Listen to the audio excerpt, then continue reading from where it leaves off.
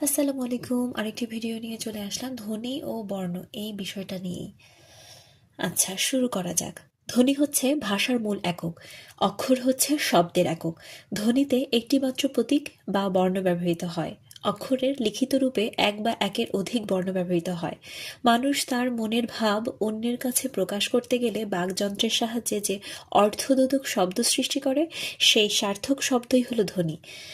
আর অক্ষর হলো কোনো শব্দ উচ্চারণের সময় আমরা যে শব্দকে ভেঙে ভেঙে উচ্চারণ করি, উচ্চারণের এই ভাঙা অংশটিকে বোঝায়।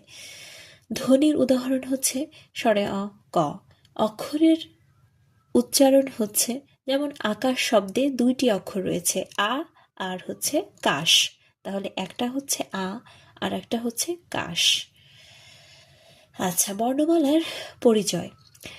স্বরে অ বিলীন বর্ণ বা নীলিন বর্ণ বলা হয় স্বরে অকে। বাংলা বর্ণমালায় স্বরে অ এমন একটি ধ্বনি যার কোনো সংক্ষিপ্ত রূপ নেই, আর কার না থাকার কারণে এটি অন্য বর্ণের মধ্যে বিলীন হয়ে যায়। যৌগিক স্বরধ্বনি। ভিন্ন ভিন্ন স্বরধ্বনির সাহায্যে গঠিত স্বরধ্বনিকে যৌগিক স্বরধ্বনি বলে। যৌগিক স্বরধ্বনিকে যৌগিক স্বর বা দ্বিস্বর বা দ্বৈত স্বর বা সন্ধি স্বর বলা হয়। বাংলা যৌগিক স্বরধ্বনির সংখ্যা হচ্ছে 25টি।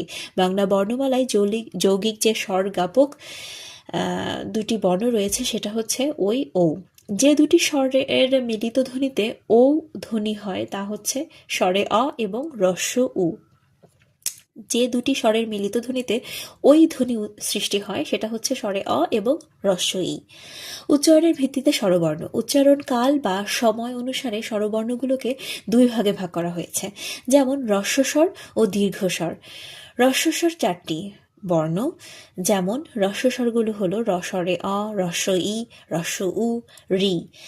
এগুলোর উচ্চারণের সময়কাল খাটো হয়।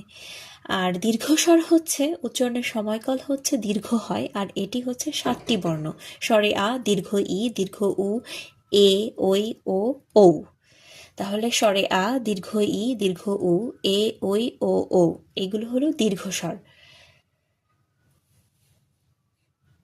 আজকে তাহলে এ পর্যন্তই থাক। তারপরে আমরা পরবর্তীতে আর একটা বিষয়ে যাব। এর পরবর্তীতে হয়তো যে তারঞ্জাত ধ্বনি রয়েছে, স্পর্শ ধ্বনি রয়েছে, সে সম্পর্কে আমরা আলোচনা করব। ধন্যবাদ সবাইকে।